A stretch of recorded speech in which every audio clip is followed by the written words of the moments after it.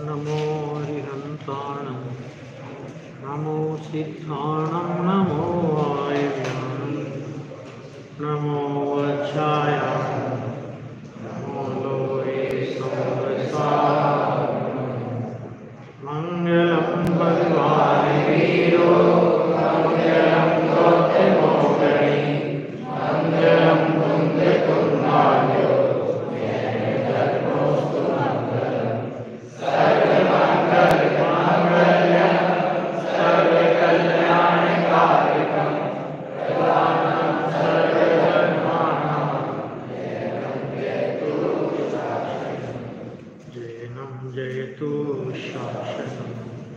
नमः समय साराय स्वामित्रोद्याचकासे शिष्टाय कालाय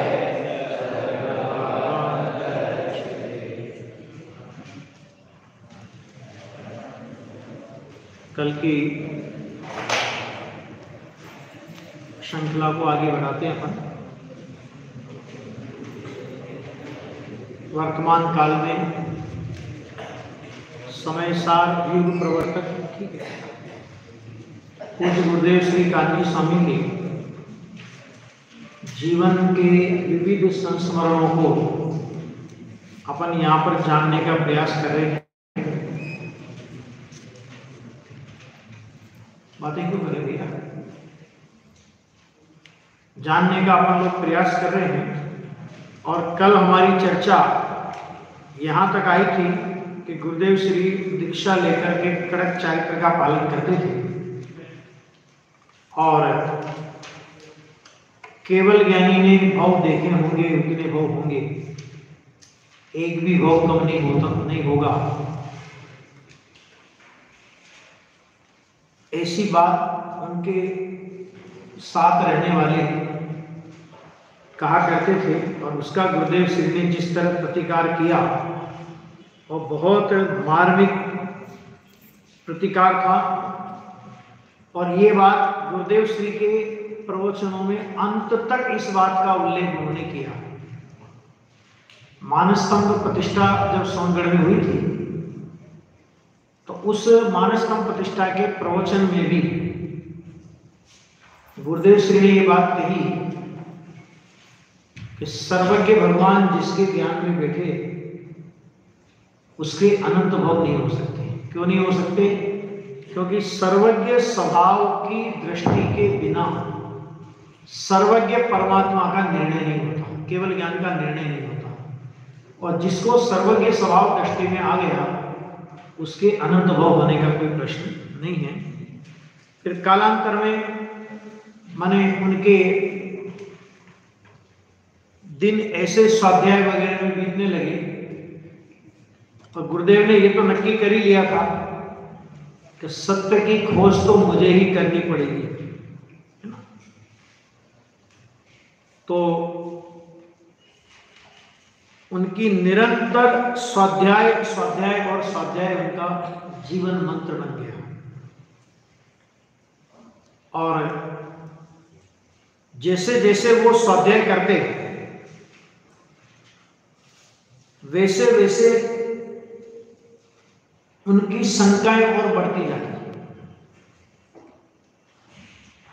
और शंकाएं बढ़ते बढ़ते उनको लगा कि मार्ग कोई दूसरा होना चाहिए, ये मार्ग सत्य लगता नहीं है। और उस जमाने में गुजरात वो प्रदेश था, सौराष्ट्र काठियावाड़, जहां पर दिगंबर धर्म का नाम निशान भी नहीं था। एक आध जगह कोई मंदिर हो, बाकी उधर पूरा श्वेतांबर बाहुल्य एरिया था वो। इतने में जब ऐसा एक नियम है प्रकृति का कि जब हमारी चाह होती है तो वहां राह भी निकलती है। तो गुरुदेव श्री गांव-गांव में विहार करते, प्रवचनों के द्वारा उनकी ओजस्वी वाणी, उसके द्वारा वो धर्म प्रभावना, उनके हिसाब से जो उस समय माना हुआ धर्म था उसकी प्रभावना करते और लोगों के बीच इतने प्रिय हो गए थे गुरुदेव कि उनको लोग काठियावाड़ का कोहिनूर कहते थे। पूरा श्वेतांबर समाज मानो गुरुदेव के नाम से पागल था। गुरुदेव जो कह दें वो करने के लिए तैयार है ना। ऐसा गुरुदेव का अनुसरण करने वाला वो समाज। लेकिन गुरुदेव के अंतर्द्वंद की किसी को खबर नहीं कि गुरुदेव के अंदर में क्या चल रहा है। और ऐसे करते करते काल बीतता गया।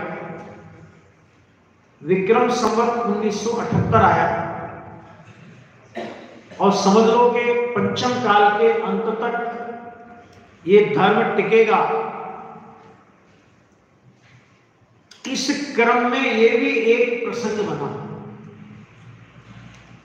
सामान्यतः तो अपन लोगों को यही पता है कि गुरुदेव श्री को विक्रम संवत 1978 में समय सार मिला। लेकिन देखो एक और भी बात जो गुरुदेव श्री के प्रवचनों में ही मैंने सुनी है। विक्रम संवत 1977 में भी गुरुदेव श्री को समय सार मिला था। उस समय गुरुदेव को विहार करना था तो अभी समय नहीं है, अभी समय नहीं है, ऐसा करके उन्होंने उसको वापस रख दिया। कालांतर में विक्रम संवत 1978 आया और दामनगर के एक दामोदर सेठ, गुरुदेव जिनके लिए कहते थे, उस जमाने में उसको 40,000 रुपए महीने की उपज थी, नहीं साल की, महीने की नहीं, साल की उपज थी। काफी पैसे वाले गिने जाते थे और अभिमानी भी बहुत थे, है ना। गुरुदेव का सबसे ज्यादा विरोध संप्रदाय परिवर्तन के बाद अगर किसी ने किया होगा तो शायद इन्होंने किया होगा। उनको भी ये पता नहीं, उन्होंने तो समय सार विक्रम संवत 1975 में श्रीमद राजचंद्र आश्रम से, श्रीमद राजचंद्र ने एक परम शुद्ध प्रभाव मंडल की स्थापना की थी और उसमें विक्रम संवत 1975 में एक समय सार ग्रंथ का उन्होंने वहां से प्रकाशन किया। लगभग बहुत सारे जगह ग्रंथों का प्रकाशन हुआ है, समय सार ग्रंथ भी प्रकाशन हुआ था। वो ग्रंथ दामोदर सेठ ने ये समझ करके कि भाई ये कोई पुस्तक है धर्म की और अपने को तो कोई ज्यादा समझ में आएगी नहीं, तो गुरुदेव श्री को ये ग्रंथ उन्होंने अर्पण कर दिया। तो साहब ये आपके काम की कोई चीज है, आप इसे देखो। और योग्यता की बात है कि सन 77 में, विक्रम संवत 77 में मिला और गुरुदेव ने उसे रख दिया और वही ग्रंथ विक्रम संवत 78 में गुरुदेव श्री को मिला और गुरुदेव श्री ने उस ग्रंथ के पन्ने पलटे। 2-4 पन्ने पलटे होंगे, 2-5 पन्ने पलटे होंगे, थोड़ा बहुत गाथाएं पड़ी होंगी, है ना। और उतने में गुरुदेव ने निर्णय निकाल करके सेठ को दे दिया। सेठ से बोले, सेठ यह अशरीरी होने का शास्त्र है। क्या का शास्त्र है? अशरीरी माने सिद्ध दशा को प्राप्त करना हो तो उसका ये शास्त्र है। ये रिजल्ट गुरुदेव ने 2-5 पन्ने पलट करके सेठ को निकाल करके दे दिया। ये रिजल्ट मेरा इसमें एक कहना है कि देखो, गुरुदेव श्री ने श्वेतांबरों के 45 आगम, उनमें से स्थानक वासियों को मान्य 32 आगम, इनका कितने लंबे काल तक स्वाध्याय किया। विक्रम संवत 1970 में दीक्षा ली थी और 78 यानी लगभग 8 साल तक उनके ग्रंथों का स्वाध्याय किया। उसके पहले दुकान पर भी वो ग्रंथ पढ़ते थे, लेकिन किसी ग्रंथ के प्रति उनके ये उद्गार नहीं निकले कि इसमें सम्यक दर्शन होने की बात है ना। और समय सार मिला और अभी पूरा पढ़ा भी नहीं, 2-5 पन्ने पलटे और रिजल्ट निकाल करके दे दिया कि सेठ ये तो अशरीरी होने का शास्त्र है। समझ में आ गया। और जब समय सार मिल गया तो गुरुदेव की जीवनचर्या में आमूल चूल परिवर्तन आ गया। अभी संप्रदाय परिवर्तन नहीं हुआ, दिनचर्या के परिवर्तन की बात करता हूं।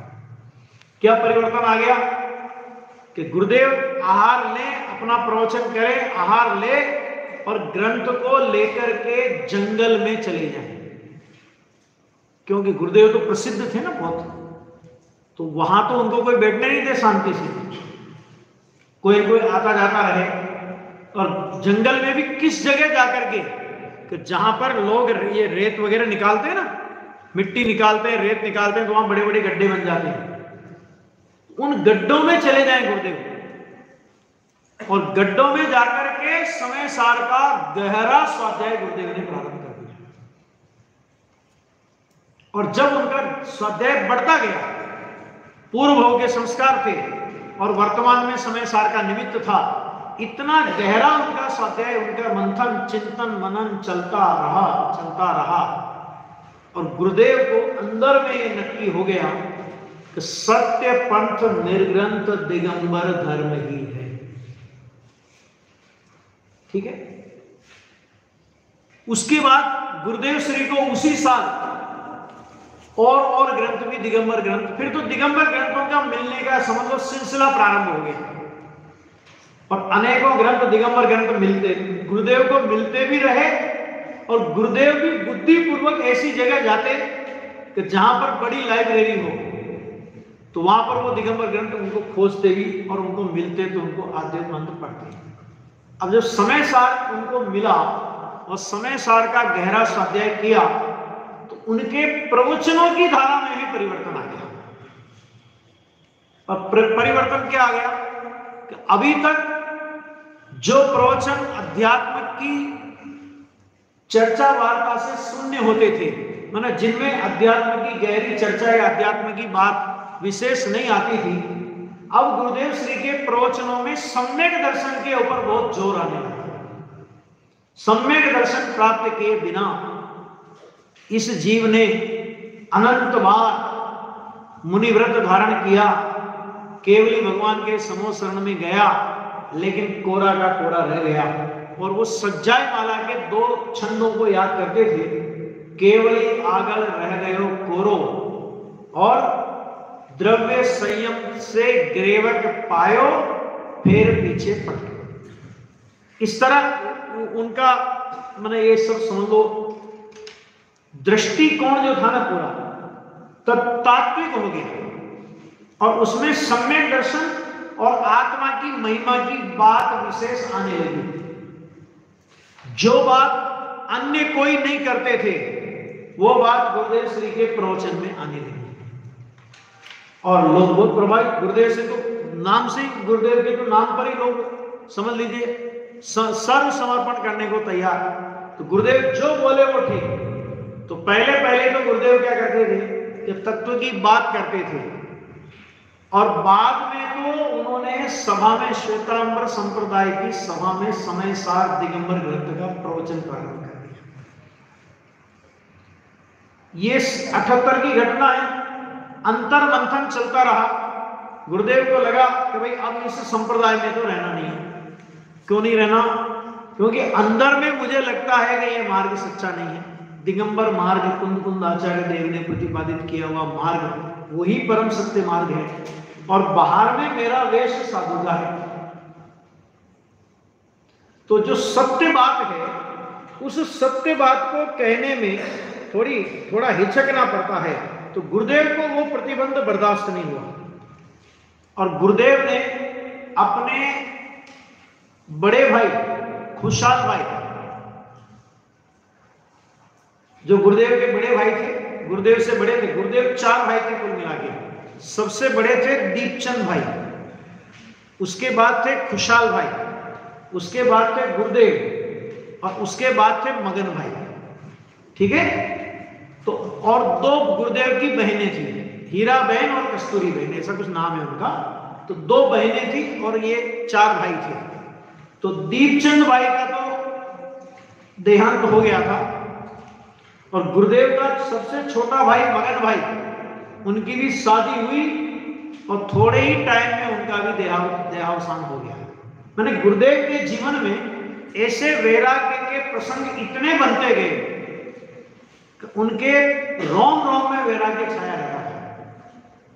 खुशहाल भाई को उन्होंने बुलाया क्योंकि खुशहाल भाई ने उनकी दीक्षा में बहुत विशेष उल्लास से भाग लिया था, जैसा मैंने कल आपको बताया।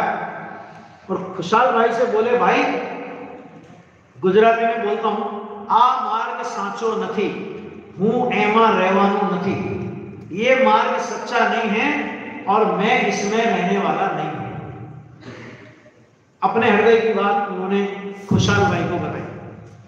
तो खुशहाल भाई ने एक बहुत बढ़िया बात कही। उन्होंने कहा कि भाई अगर ये मार्ग सच्चा नहीं है तो अपने को इसमें नहीं रहना, लेकिन आपकी प्रतिष्ठा बहुत है, पूरा सौराष्ट्र क्या पूरा श्वेतांबर संघ आपके पीछे पागल है, आपको कोहिनूर का हीरा बोलता है, सौराष्ट्र का कोहिनूर बोलता है।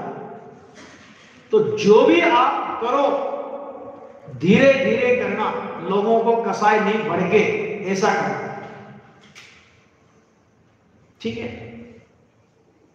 अब गुरुदेव ने नक्की तो कर लिया परिवर्तन करना, तो उन्होंने कहा कि कहां परिवर्तन करें। तो जहां जहां गुरुदेव की परम भक्त मंडली थी, सुनना, संप्रदायवाद का जहर कितना कठोर होता है ना, कि जहां जहां गुरुदेव को भरोसा था कि यहां तो सब मेरे मानने वाले हैं, है ना, और अगर मैं यहां परिवर्तन करूंगा तो किसी को कोई आपत्ति नहीं होगी। वो राजकोट, जिसको गढ़ मानते थे, राजकोट गए, अरे और तो और अपने जन्म धाम उमराला भी गुरुदेव परिवर्तन के लिए गए थे। लेकिन जैसे ही लोगों को पता पड़ा तो लोग गुरुदेव के पास पहुंच गए। संप्रदाय परिवर्तन की बात चली ना, तो उनको तो लगा हमारा तो आधार ही चला जाएगा।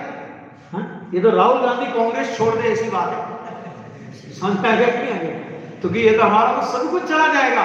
तो लोग आए, बड़े संभ्रांत लोग उनको समझाने के लिए आए। पहले तो समझाया तो महाराज क्या तकलीफ है, आप क्यों छोड़ना चाहते हो। तो गुरुदेव ने बताया भाई मार्ग नहीं, मार्ग ये सच्चा है। समय साहब की उनने चर्चा की उनके सामने, तो उनने कहा कि साहब हम आपसे मना कब कर रहे हैं कि आप समय सार मत पढ़ो, आप हमारी सभाओं में समय सार पढ़ो, हम भी आपके मुख से समय सार सुनेंगे। हम केवल इतना चाहते हैं, ये जो 4 इंच की मुंह पत्ती आपके लगी हुई है, जो हमारे संप्रदाय का चिन्ह है, आप इसे मत छोड़ो। आपको जो ग्रंथ पढ़ना हो आप पढ़ो, हमें कोई आपत्ति नहीं। तो गुरुदेव ने कहा कि भाई अंदर में कुछ और बाहर में कुछ, ये मायाचारी मुझसे नहीं है। लोग भी समझा समझा के थक गए। तो होता है, पहले समझाते हैं फिर क्या कराते हैं, अगला स्टेप क्या होता है, तो पहले मम्मी समझाती है, बाद में डराती है और पीछे धमकाती है। 3 ही काम होते हैं ना, समझाना, डराना और धमकाना। तो फिर लोगों ने जब समझाया और गुरुदेव पर कोई उसका असर नहीं हुआ, गुरुदेव टस से मस नहीं हुए, अपने निर्णय में अडिग रहे, तो फिर लोगों ने डराना चालू किया। महाराज आप देख रहे हो, आज आपके नाम मात्र से हजारों लोगों की भीड़ जमा होती है, और आप संप्रदाय परिवर्तन करके चले जाओगे तो आप इतने वर्षों तक हमारे साधु रहे हो, तो ऐसा मत समझोगे वे लोग आपको सहज स्वीकार कर लेंगे।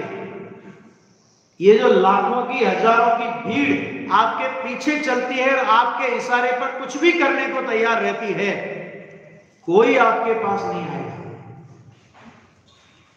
फिर भी गुरुदेव टस से मस नहीं। तो फिर थोड़ा लोगों को आक्रोश आया, तो महाराज संप्रदाय परिवर्तन तो कर लोगे, लेकिन जब देह ही नहीं रहेगी तो करोगे क्या? क्यों? क्योंकि रोटियां तो मिलने की नहीं। जब आप परिवर्तन कर लोगे तो रोटियां क्यों देंगे हम आपको? तो खुशहाल भाई ने उनको कहा कि सेठ लोगों, तुमको ये बात बहुत अच्छी तरह से पता है कि रोटियों की कमी हमारे घर में नहीं है, और रोटियां नहीं मिलती थी इसलिए इन्होंने घर छोड़ा है, ऐसा भी नहीं है। इसलिए रोटियों की धमकी तो तुम देना मत। कोई कुछ नहीं करेगा तो भी मैं आजीवन इनके आहार पानी की पूरी व्यवस्था की जिम्मेदारी लेता हूं। इनको जो करना है वो करे, मैं पूरी जिम्मेदारी लेता हूं, तुम डराओ मत रोटियों के नाम पर। गुरुदेव श्री ने भी कहा कि भाई, शरीर को टिकना होगा तो रोटियां भी मिलेगी, और नहीं टिकना होगा तो नहीं मिलेगी। इसलिए बाबूजी ने कहा, धर्म देह की ममता तक को छोड़ चला रहे हैं, लोगों को तूफान चलाने, है ना। तो वो इस तरह जब डरा लिया, धमका लिया, सब कुछ कर लिया, गुरुदेव कस्से बस नहीं हुए। तो अभी गुरुदेव ने कहा आप परिवर्तन ऐसी जगह करना, क्योंकि उन्होंने देख लिया कि जहां भगत लोग हैं, जब संप्रदाय का मामला आता है तो सब लोग मेरे साथ नहीं संप्रदाय के साथ हो जाते हैं। तो गुरुदेव ने यह नक्की किया, अब मुझे ऐसी जगह जाकर के परिवर्तन करना है जहां पर जैन समाज का कोई घर नहीं। कितनी कठोर प्रतिज्ञा थी, सोचो आप, जिससे मेरे निमित्त से किसी को कसाई पैदा नहीं हो।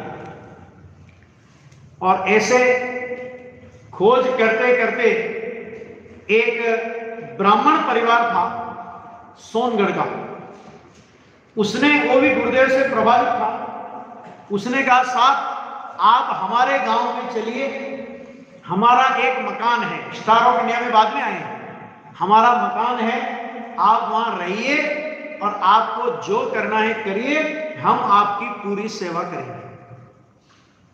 गुरुदेव श्री सोनगढ़ आ गए। सोनगढ़ आ गए तो सोनगढ़, आज तो अपने को सोनगढ़ बंबई का छोटा बच्चा दिखता है, समझ में आ गया कि नहीं आ गया? उस जमाने में सोनगढ़ ऐसा नहीं था, छोटा सा गांव था ये। गुरुदेव ने कहा कि ये जगह बहुत बढ़िया है। इतने में एक हीराबाई गावानी करके एक परिवार है, तो उन्होंने कहा कि साहब बस्ती के बाहर हमारा एक मकान खाली पड़ा है। वो उनको राजा से कुछ मिला था, इनाम में जो भी कुछ हुआ होगा, तो वो हमारा एक मकान खाली पड़ा है और बस्ती के बाहर है, तो आपको किसी तरह का कोई डिस्टरबेंस नहीं होगा और हम आपकी पूरी सुरक्षा वगैरह की जिम्मेदारी लेते हैं। फिर गुरुदेव को सुरक्षा की चिंता तो थी नहीं। गुरुदेव उस मकान को देखने भी गए और गुरुदेव को वो मकान बहुत पसंद आया। उस समय जर्जरित अवस्था में था, लेकिन गुरुदेव कहे अच्छा है, शांति से यहाँ। गुरुदेव ने स्वीकृति दे दी। उस समय गुरुदेव के साथ 3-4 लोग थे। उसके पहले बहन भी, जब गुरुदेव श्री स्थानिकवासी संप्रदाय में थे, तो उस समय एक प्रसंग बना था कि अपने पंडित हिम्मत भाई, उस समय वो टीचर थे, और उनके बड़े भाई वज्जू भाई वो इंजीनियर थे, और बहन श्री का पालन पोषण कराची में हुआ था, लेकिन धर्म का वातावरण नहीं मिलने से वो हिम्मत करके कराची से इंडिया वापस आ गया। अभी तो पाकिस्तान में चला गया कराची। तो उनको कहा किसी ने कि साहब एक ऐसे महाराज आए हैं जो सम्यक दर्शन के ऊपर बहुत भार देते हैं और उनकी बात अन्य साधुओं से अलग होती है। बहन श्री की उम्र उस समय 15 साल थी। तो बहन श्री ने कहा तो हमको भी वहां दर्शन करने जाना है। अब दर्शन करने गई बहन श्री, 15 वर्ष की उम्र में दर्शन करने गई हिम्मत भाई वगैरह के साथ, और गुरुदेव श्री का प्रवचन सुना। सम्यक दर्शन, आत्म स्वभाव की महिमा, आत्मा की उपलब्धि की पात्रता वगैरह वगैरह, अलग, बिल्कुल अलग प्रकार का प्रवचन लगा उनको। सुना और उन्होंने वहां पर क्या संकल्प किया कि मुझे इस भव में सम्यक तो लेना ही है। और हिम्मत भाई से बोला हमको सम्यक तो लेना ही। तो हिम्मत भाई ने ये समझ करके कभी 15 साल की बच्ची है, समकित माने कोई खिलौना समझती होगी, लेकिन भाई उन्होंने तो जो गुरुदेव ने सुना गुरुदेव से, और बार बार फिर उनका प्रवचन वगैरह में जाना आना होता रहा, और इतने गहरे उनके संस्कार पड़े कि वो कोई भी कार्य करे तो उसमें भेद ज्ञान मूलक विचार उनके हों। और अंत तो फिर उसके बाद शांता बहन का भी मिलना उनका हुआ आपस में, और वो बहुत सारी कहानी है। तो वो बहनें वगैरह भी, तो गुरुदेव ने सबको मना कर दिया, हम जब परिवर्तन करें हमारे साथ में कोई बहनों को आना नहीं। शांता बहन थी, बहन श्री थी, और भी थी। तो इन लोगों ने भी गुरुदेव के परिवर्तन के स्थान के लिए बहुत माने जी तोड़ मेहनत की थी, समझ लो। सोनगढ़ के लिए जी तोड़ मेहनत में बहनों का भी योगदान था। गुरुदेव ने सबको मना कर दिया, किसी को आना नहीं। क्यों नहीं आना? कि भाई अगर हम संप्रदाय परिवर्तन कर रहे हैं और मान लीजिए समाज ने कुछ उपद्रव कर दिया आकर के, तो उनके साथ में जो 3-4 उनके शिष्य लोग थे, उनके साथ में रहते थे, जीवनलाल जी महाराज वगैरह वे थे। तो ये गुरुदेव श्री महावीर जयंती विक्रम संवत 1991, कौन सा दिन था? महावीर जयंती, चैत्र शुक्ला त्रयोदशी, भगवान महावीर की जयंती का दिन था। दिगंबर धर्म जैसा कि मैंने कहा वहां पर था ही नहीं, तो दिगंबर प्रतिमा होने का तो सवाल ही नहीं। तो भावनगर से एक दिगंबर जिन प्रतिमा, जो भगवान पार्श्वनाथ की प्रतिमा है, और पौंदूर के अपने बाहुबली के पास विराजमान है, गोमटेश बाहुबली के पास, उस प्रतिमा का एक चित्रपट लाया गया, क्योंकि और कोई साधन हुआ था नहीं। ठीक है। और गुरुदेव श्री पाठ पर विराजमान हो गए, और दिन के ठीक 1:15 गुरुदेव श्री ने अपना मुंह पत्ती उतार करके उस पाठ पर भगवान का फोटो जिस पर विराजमान था वहां पर धर दी, और उन्होंने अपना एक वक्तव्य भी उस समय लिखा था। और गुरुदेव ने घोषित किया, आज से मैं श्वेतांबर साधु नहीं, दिगंबर आवृत्ति श्रावक हूं। अब ये एक प्रसंग सोचना जरा, आज हम लोग क्या करते हैं, भीड़ तंत्र के लिए हम लोग कुछ भी करने को तैयार हो जाते हैं, है ना। समन्वय करने की बात हम करते हैं, समझौता करने की बात हम करते हैं। गुरुदेव ने सत्य के साथ कभी समझौता नहीं किया। भीड़ आती है तो आए, नहीं आती है तो नहीं आए। हजारों लोगों की सभा में गरजने वाला वो सिंह सत्य के लिए सोनगढ़ के छोटे से मकान में आकर के विराजमान हो गया, और उस मकान का नाम, ऐसा नहीं गुरुदेव ने परिवर्तन किया इसलिए उसका नाम स्टार ऑफ इंडिया रख दिया, उस मकान का नाम शुरू से स्टार ऑफ इंडिया था। ठीक हो गया। गुरुदेव अपना रहने लगे, और स्वाध्याय के अलावा गुरुदेव के पास तो और कोई काम था, और लोग आना बंद हो ही गए थे, ज्यादा कोई आते नहीं थे। तो गुरुदेव की निरंतर स्वाध्याय चलता था। अब इतने में क्या हुआ कि थोड़ा दिन भाई गुरुदेव का प्रभाव तो समाज में था ही, भले उन्होंने परिवर्तन कर लिया, लेकिन उनको ये सोचने लगे लोग कि भाई कांजी स्वामी ने परिवर्तन किया है तो कोई न कोई बात तो है, बिना सोचे समझे तो उन्होंने किया नहीं होगा। तो अब कुछ लोगों की अंदर में भक्ति भावना वापस जागृत हुई, तो लोग देखने आने लगे, देखें सोनगढ़ में क्या चल रहा है। गुरुदेव का पुण्य प्रताप इतना जोरदार था कि संप्रदाय परिवर्तन के नाम पर तो भली खलबली मची, अखबारों में उल्टे सुल्टे लेख छपे, लेकिन जिस दिन गुरुदेव ने परिवर्तन किया किसी प्रकार का कोई हल्ला नहीं हुआ। अब थोड़े दिन बाद लोग देखने आने लगे। अब गुरुदेव सबको पहचानते, सब गुरुदेव को पहचानते, तो गुरुदेव को मतलब ऐसे लोग भी संप्रदाय परिवर्तन के नाम पर जिनने गुरुदेव का विरोध किया वे लोग भी आते थे। तो गुरुदेव उनसे उस संबंधी कोई बात नहीं। देखो भाई, समय सार में आत्मा का ऐसा स्वरूप लिखा है, स्वाध्याय की बात, चर्चा की, तत्व चर्चा के अलावा कोई बात ही नहीं करे, तो उसका लोगों पर बहुत प्रभाव पड़ने लगा। उसके पहले रामजी भाई वगैरह अपने जो एडवोकेट थे, रामजी भाई दोषी, माणिकचंद, रामजी भाई माणिकचंद दोषी बापूजी जिनको बोलते हैं, मोक्ष शास्त्र की जिनने टीका लिखी, और उस जमाने में वकील थे वे। कैसे वकील थे कि अगर 2 घंटे कोर्ट में जाए, 3 घंटे कोर्ट में जाए, तो 1 दिन की उनकी फीस होती थी 200 रुपए। उस जमाने के 200 रुपए की बात कर रहा हूं, आज की नहीं, ठीक है। और उनके लिए बोलते थे कि ये ऐसे एडवोकेट हैं कि अंग्रेज जज को दिन में तारे दिखा दें। और राजनीतिक संबंध भी उनके बहुत तगड़े थे।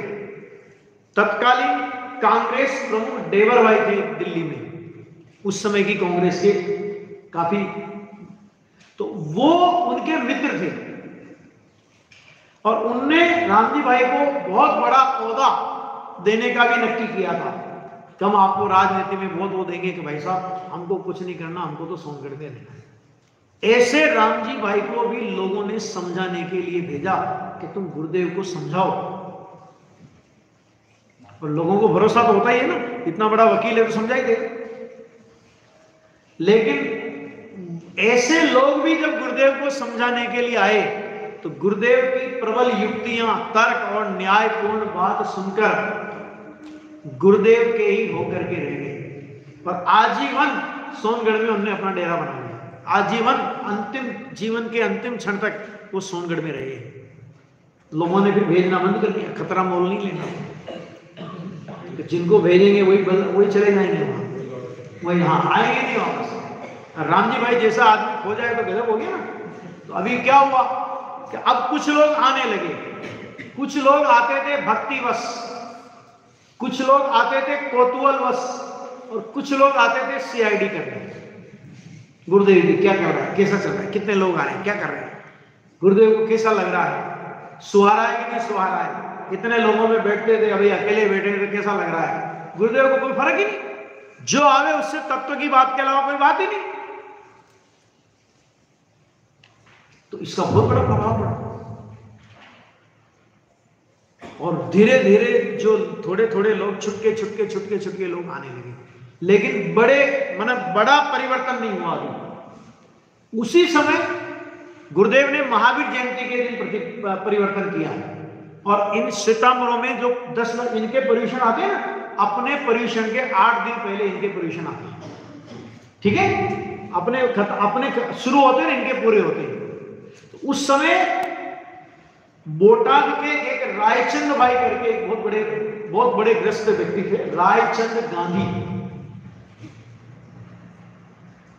तो रायचंद गांधी समाज की और उनके संघ की अवगणना करके पहली बार उसी 10 पर्यूषण में, उनके पर्यूषण में 50 व्यक्तियों को लेकर के गुरुदेव श्री के प्रवचन का लाभ लेने के लिए आए।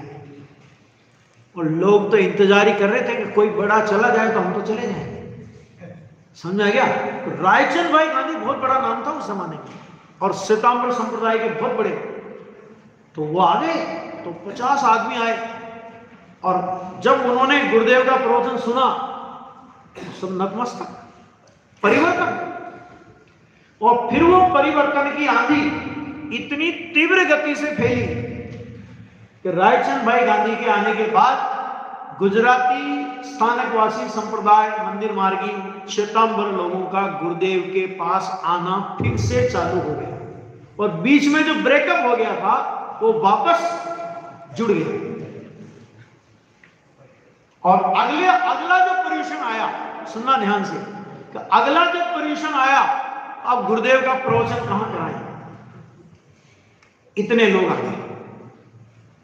तो वहां पर एक गुरुकुल है, गुरुकुल स्कूल है, उस गुरुकुल स्कूल को लिया गया और गुरुदेव के प्रवचन का प्रोग्राम वहां पर रखा गया। और बहुत सक्सेसफुल कार्यक्रम रहा।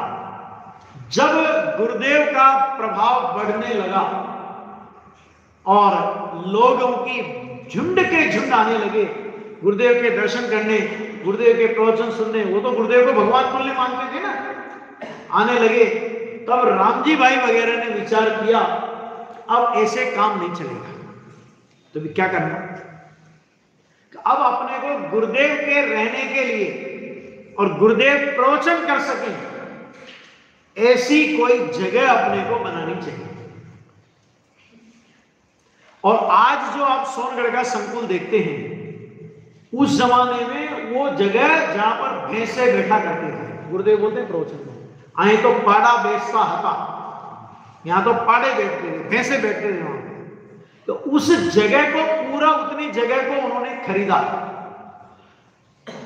और खरीद करके ये नक्की हुआ कि एक स्वाध्याय भवन का अपने को निर्माण कराना है और उसमें 2 कमरे इधर 2 कमरे इधर, ऐसे कमरे अपने को बनाने हैं। एक में गुरुदेव ठहरे, एक में उनके साथ, ऐसा जो भी था वो सारा उस समय का वो नक्की हुआ। गुरुदेव के पास गए कि साहेब, हम आपके प्रवचन के लिए, आपके आवास के लिए हमने जमीन खरीदी है और हम ऐसा एक बनाना चाहते हैं, आपकी अनुमति चाहिए। गुरुदेव ने कहा भाई, मेरे लिए अगर तुम बना रहे हो तो मेरे भरोसे मत बनाना। क्यों मत बनाना? कि मेरा कोई भरोसा नहीं है, मेरी वितरागता बढ़ जाए तो मैं जंगल में ही चला जाऊं। तुमने मेरे लिए बनाया है, इसलिए मुझे इसमें रहना ही पड़ेगा, तो मैं तुम्हारे प्रतिबंध में नहीं। रामजी भाई जैसों को कह दिया है ना। आज दुनिया पागल है, हमारे नाम पे कुछ भी बनाओ तो, है ना। और गुरुदेव के नाम पर, गुरुदेव के लिए बना रहे थे, गुरुदेव ने कह दिया मेरे लिए बना रहे हो तो मत बना, मेरे भरोसे मत बना। तब रामजी भाई तो वकील थे, उन्होंने कहा साहब, आप तो, आपको रहना नहीं रहना वो बाद में सोचेंगे, आप केवल उद्घाटन के दिन एक बार इसमें अपने चरण धर देना, बस आप पधार जाना बस। और भाई वो स्वाध्याय भवन बनकर के तैयार हो गया। गुरुदेव श्री स्टार ऑफ इंडिया में कितने दिन रहे? 3 वर्ष 3 महीने और 15 दिन वो उस स्टार ऑफ इंडिया में रहे। अब जिस दिन स्वाध्याय मंदिर का उद्घाटन होना है तो सारा संघ, जितने वहां पर मुमुक्षु भाई बहन थे और भी आए थे बाहर के लोग, सब गाजे बाजे के साथ गुरुदेव श्री को लेने के लिए स्टार ऑफ इंडिया पहुंचे। आप दृश्य देखो कैसे कैसे प्रसंगों से ये निकल करके तत्व आया है। और उधर जिस समय स्वाध्याय मंदिर का उद्घाटन होना था, उसी समय वहां पर एक वेदी बनाई गई थी, गोखला जिसको बोलते हैं गुजराती में। उसमें समय सार परमागम की स्थापना होनी है और समय सार परमागम की स्थापना होनी है वहीं श्री के हाथ से, गुरुदेव के श्री के हाथ से स्वाध्याय मंदिर का उद्घाटन, वहीं श्री के हाथ से समय सार की स्थापना। और उसी समय वहां पर ब्रह्मचारी शीतल प्रसाद जी पहुंचे हुए थे, अपने हिंदी प्रांत से बहुत वही थे, तो वो पहुंचे हुए थे। तो वो इन लोगों को, मतलब ज्यादा विधि विधान तो किसी को आता नहीं था, तो ब्रह्मचारी शीतल प्रसाद जी से अनुरोध किया गया और ब्रह्मचारी शीतल प्रसाद जी ने विधि पूर्वक गाजते बाजते समय सार लेकर के आए, गाजते बाजते गुरुदेव को लेकर के आए। और ब्रह्मचारी शीतल प्रसाद जी ने तो समय सार की विधि पूर्वक वहां पर मंदिर में, स्वाध्याय मंदिर में स्थापना की। और गुरुदेव श्री का प्रवचन,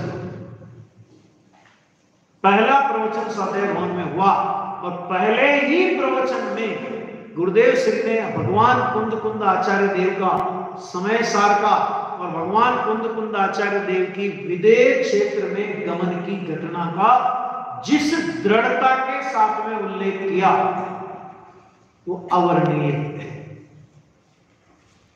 अब स्वाध्याय भवन बन गया, गुरुदेव वहां रहने लगे, तो अब जिनका वो मकान था, सुनना ध्यान से, देखो भक्तों के भाव कैसे होते हैं, तो वो रोने लगे कि साहेब अब तो आप यहां से चले जाओगे, अब तो ये मकान सूना हो जाएगा, जिसमें आपने परिवर्तन किया वो मकान अब सूना हो जाएगा। तो गुरुदेव श्री ने उनको आश्वासन दिया कि महावीर जयंती का परिवर्तन दिन हर वर्ष इसी मकान में मनाया जाएगा। और तब से लेकर आज तक जो संप्रदाय परिवर्तन का दिन मनाया जाता है और भगवान महावीर का जन्म कल्याणक महोत्सव मनाया जाता है, वो दोनों कार्यक्रम का मूल केंद्र बिंदु वो स्टार ऑफ इंडिया होता है, वहीं से मनाया जाता है। प्रभाव गुरुदेव का बढ़ता गया, लोग आते गए, है ना, धीरे धीरे होता है ना, जैसे खरबूजे को देख के तरबूजा, तरबूजे को कहावत बोलते ही नहीं बोलते, है ना। तो जब अच्छा वो भी गया था, अच्छा तो फिर मैं भी चलता हूँ, अच्छा वो भी जाएगा, अच्छा मैं भी चलता हूँ, ऐसे करते करते लोगों का प्रभाव बढ़ता गया। सुनना ध्यान से, अभी जिन मंदिर नहीं है, अभी सुनना बहुत गजब का प्रसंग नहीं है, तो अभी जिन मंदिर नहीं है, पाली ताना की गुरुदेव ने यात्रा करी, है ना। और विक्रम संवत 1996 में अंदर में उनको खटकता था कि भाई भगवान के दर्शन नहीं, तो क्या करेंगे। तो अभी विक्रम संवत 1996 में गिरनार की तीर्थ क्षेत्र सहित यात्रा की, राजकोट गुरुदेव पधारे थे और राजकोट से पूरा यात्रा संघ लेकर के गुरुदेव श्री गिरनार पर्वत पर यात्रा करने के लिए पधारे। बहुत लोग थे, बहन श्री बहन भी साथ में थे। तो वहां पर गिरनार में नेमिनाथ भगवान के दर्शन करके बहन श्री बहन को बहुत खेद हुआ। खेद दर्शन का नहीं, खेद इस बात का कि अरे भगवान का तो विरह हुआ, लेकिन हमारे सोनगढ़ में तो भगवान की प्रतिमा के दर्शन भी हमको दुर्लभ है। ये सोनगढ़ में भी एक जिन मंदिर बने तो बहुत अच्छा हो। और उनकी भावना गुरुदेव तक भी पहुंच गई। नानालाल भाई जसानी को वही श्री ने राजकोट में कह दिया था कि नानालाल भाई अपने सोनगढ़ में एक मंदिर बनना चाहिए। गुरुदेव तो बोलते नहीं थे मंदिर बनाओ या स्वदेव मंदिर बनाओ या शास्त्र छपाओ, गुरुदेव कभी किसी से कुछ नहीं बोलते थे। बनाओ, उनसे अनुमति लेने जाओ तो कहते थे बहुत सारा काम चाहिए, लेकिन आगे होके कभी किसी से कुछ नहीं बोलते। तो नानालाल भाई जसानी को उन्होंने बोल दिया था भाई श्री ने कि भाई अपने को ऐसा बनना चाहिए। नानालाल भाई जसानी के दिमाग में बात आ गई कि बनना चाहिए। अब नानालाल भाई जसानी गए गुरुदेव के पास कि साहब हमारा मन सोनगढ़ में एक जिन मंदिर बनाने का है, आप आज्ञा प्रदान करें। गुरुदेव ने आज्ञा दे दी। अब उस समय तक कोई ये नहीं जानता था कि 13 पंथ क्या है, 20 पंथ क्या है, कैसी क्या, कुछ भी ज्यादा पता नहीं था। समय सार का परिवर्तन, तो उस साइड में धर्म था ही नहीं, तो ज्यादा विधि विधान कुछ पता नहीं था। अब सुनना ध्यान से, मंदिर का शिलान्यास महोत्सव हो। अभी जो आप मंदिर देखते हो ना सिमंदर स्वामी का, ये मंदिर तो एक बार टूट करके फिर बड़ा बना है, जीर्णोद्धार होके। पहले ये इतना बड़ा मंदिर नहीं था, छोटा मंदिर था। अब उसकी नकल देखनी हो, जो मंदिर सोनगढ़ में था हूबहू वो मंदिर अभी बीछिया में बना हुआ है, वैसा का वैसे। सोनगढ़ के बाद बीछिया में बना था, नाम है बीछिया। तो अब क्या हुआ, एक मतलब दक्षिण के एक पंडित जी थे राम प्रसाद, विधि विधान, क्योंकि अब नाथुलाल जी वगैरह ये तो उस समय परिचय में आए नहीं थे, तो उस समय उन पंडित जी को बुलाया, जो उनको जो ख्याल में आ गया, जो जिसने बता दिया, उनको बुलाया, विधि विधान करने के लिए बुलाया। प्रसाद तो शिलान्यास कराओ। तो शिलान्यास हुआ, शिलान्यास करके वापस उस मिट्टी को भरने लगे। तो उन्होंने, अब ये कितना सच्चाई है या नहीं है ये मैं नहीं कहता, लेकिन उन पंडित जी ने ये बात कही कि देखो भाई, हमने गड्ढा खोदा, शिलान्यास के लिए गड्ढा खोदा, शिलान्यास विधि की और वापस इसको हम भर रहे हैं, और भरने के बाद ये मिट्टी बच गई है। इसका मतलब यह है कि यहां से भविष्य में जैन दर्शन की विशेष प्रभावना होगी। अब पंडित जी ने क्या कहा, क्या सत्य क्या झूठ, ये अपन नहीं कह सकते, लेकिन मतलब प्रतिष्ठा पाठ में ऐसा लिखा है कि नहीं लिखा ये अपने को पता नहीं है, लेकिन इतनी बात सही है कि उन्होंने ये कहा था कि प्रभावना होगी, विशेष प्रभावना होगी। ये बात तो अपने को सत्य साबित हुई। अब क्या हुआ कि शिलान्यास हो गया, अब मंदिर का काम चालू। अब मंदिर का काम चालू हो गया तो अभी प्रतिमा लाना है। अब प्रतिमा लाना है तो क्या करें? प्रतिमा के लिए तो एक ही जगह है जयपुर, वहां के अलावा कहीं प्रतिमा बनती नहीं है ना। और उस जमाने में ऐसा साधन नहीं था कि अपन बैठे रहे एक ट्रेन से जयपुर उतर गए, बदल बदल के जाना पड़ा।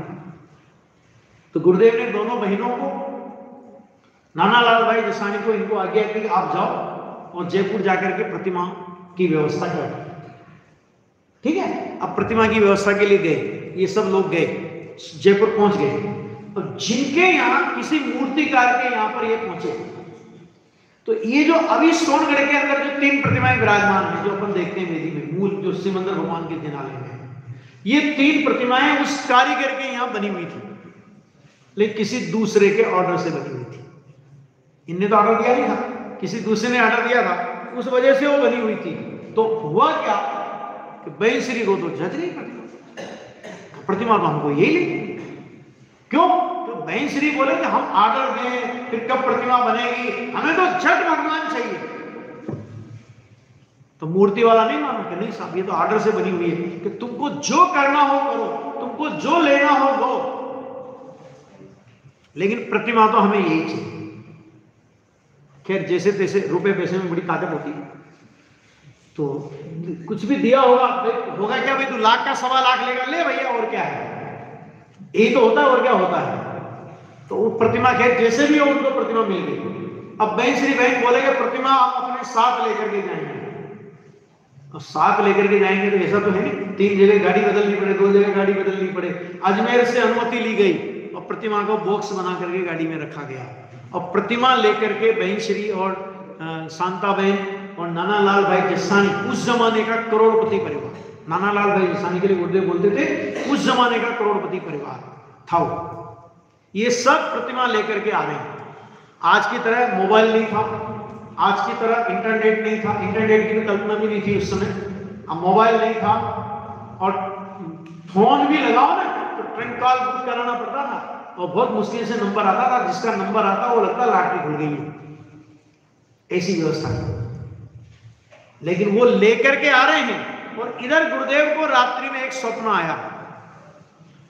अभी गुरुदेव को तो ये भी पता नहीं ना कि प्रतिमा लेकर के आ रहे हैं, प्रतिमा का ऑर्डर दे के आ रहे हैं, क्या हुआ कुछ भी पता नहीं। गुरुदेव को एक स्वप्न आया, उन्होंने एक रेलगाड़ी देखी स्वप्न में, और रेलगाड़ी में 3 लाइटें जलती हुई देखी। कितनी लाइटें आगे? 3 लाइटें जलती है।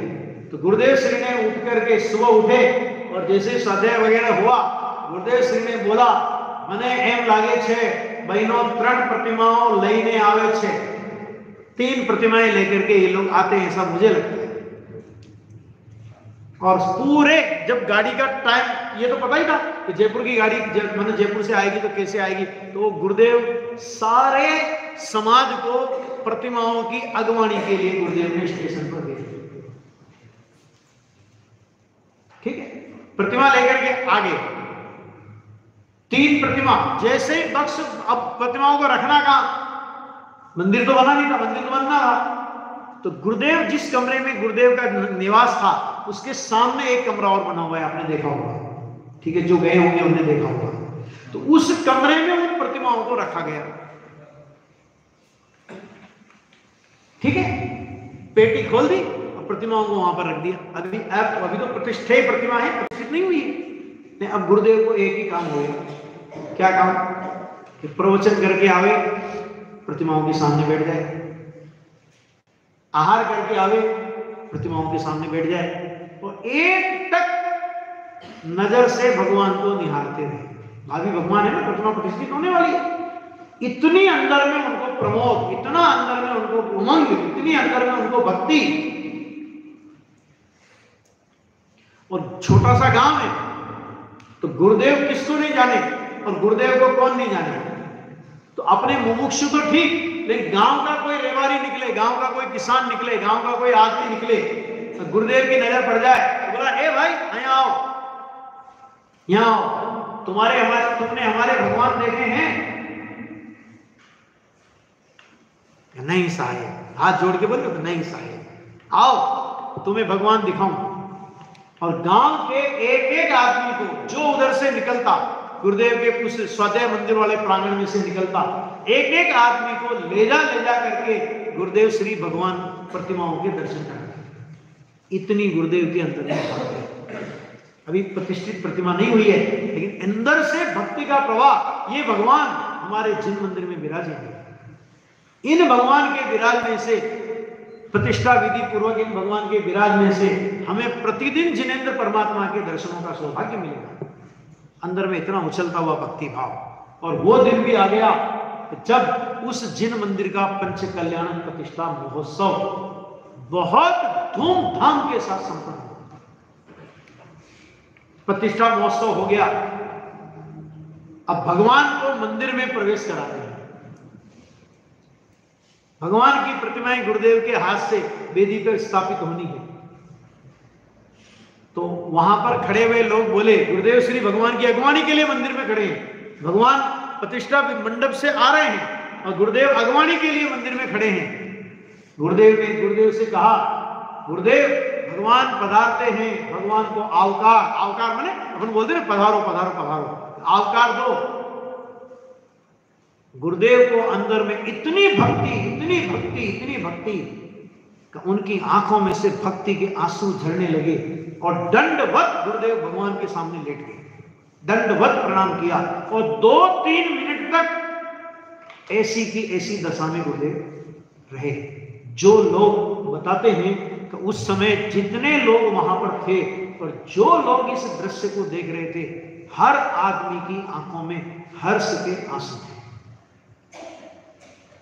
गुरुदेव ने फिर भगवान को पधारो भगवान पधारो ऐसा करके उनको आवकार दिया और वो भगवान की प्रतिमाएं जिन मंदिर के अंदर प्रतिष्ठित थी, मतलब विराजमान हो गई। विराजमान हो गई तो अब एक क्रम और चालू हो गया। वो क्रम क्या था कि प्रतिदिन स्वाध्याय चलता था। पहले स्वाध्याय एक टाइम चलता था। खुशहाल भाई की डेथ होने के बाद, खुशहाल भाई का देहावसान होने के बाद 2 टाइम प्रवचन चलने लगा, एक टाइम चर्चा। और जिन मंदिर बनने के बाद शाम के मतलब दोपहर के प्रवचन के बाद प्रतिदिन जिनेंद्र भगवान की भक्ति होती थी। और गुरुदेव वही श्री बहन उस भक्ति में अचूक विराजमान होते थे। कभी कभी गुरुदेव भाव विभोर होके भक्ति भी कराते थे। भगवान की प्रतिष्ठा हो गई, भगवान विराजमान हो गए, सब काम सानंद संपन्न हो गया। तो राजकोट वालों ने गुरुदेव से कहा कि साहेब भगवान विराजमान हो गए, आपकी भावना पूर्ण हो गई, अब तो आप धर्म प्रभावना के लिए विहार करो। और सबसे पहले हमारे राजकोट नगर का हम आपको आमंत्रण देते हैं, आप राजकोट पधारो और राजकोट पधार करके हमको धर्मामृत पान कराओ। गुरुदेव श्री का उत्तर था, अब हम 1 वर्ष कहीं नहीं जाएंगे। कितने वर्ष? 1 वर्ष हम कहीं नहीं जाएंगे। हमारे सोनगढ़ में भगवान आए हैं, 1 साल तक हम इनकी बहुत भक्ति करेंगे। और 1 साल तक गुरुदेव श्री ने अपने विहार के सारे कार्यक्रम स्थगित कर दिए। ये बात है विक्रम संवत 1997 की। समझ में आ रही बात? मैंने आप ये समझो कि जो गुरुदेव भक्ति के राग को बंध का कारण, देवशास गुरु भी परद्रव्य है, सिद्धांतों में जब इतना कठोर, इतना कड़क लगने वाला प्रतिपादन करे, और वही गुरुदेव जब भक्ति का प्रसंग हो तो ये कह दे 1 साल तक हम भगवान की भक्ति करेंगे, हमको कहीं नहीं जाना है ना। ये होता है साधक धर्मात्मा की अंतर्बाह्य दशा का सुमेर। अंदर में स्वद्रव्य शुद्धात्मा ही एकमात्र उपादेय है। शुद्धात्मा सिर्फ परिणति, शुद्ध भाव ही एकमात्र प्रकट करने योग्य है। ऐसा जानते मानते हुए भी जब तक पूर्ण वितरागता की प्राप्ति ना हो, तब तक जिन्हें पूर्ण वितरागता की प्राप्ति हो गई, ऐसे देव शास्त्र गुरु के प्रति भक्ति का भाव न आवे, ऐसा 3 काल में नहीं होता। और भक्ति का भाव आता है, इसलिए वो भक्ति का भाव धर्म और धर्म का कारण है, या इसको करते करते धर्म हो जाएगा, कहते ये बात भी नहीं है। ये जो अंतर्बाह्य का सुमेल है, ये ज्ञानी धर्मात्माओं के जीवन में सहज होता है, और अज्ञानी नकल कर करके करने की कोशिश करता है, तो भी जैसा असली ज्ञानी को होता है वैसा उन अज्ञानियों को नहीं हो सकता। इस तरह सोनगढ़ में सिमंदर भगवान की जिन मंदिर की प्रतिष्ठा हो गई, और गुरुदेव श्री के धारावाही प्रवचन सोनगढ़ वालों को मिलने लगे, लोग दूर दूर से सोनगढ़ आने लगे, है ना। आगे आगे और उनका कैसा कैसा प्रभाव बढ़ता है, और आगे आगे भक्तों की भावना कैसी जगती है। और हिंदी प्रांत में गुरुदेव श्री के तत्व ज्ञान के प्रचार प्रसार का स्वर्णिम युग कब से प्रारंभ हुआ, जाने तो लगे थे, लेकिन स्वर्णिम युग की बात कर रहा हूं मैं, वो कब से प्रारंभ हुआ, वो सारी चर्चा अपन लोग कल की स्वाध्याय में करेंगे।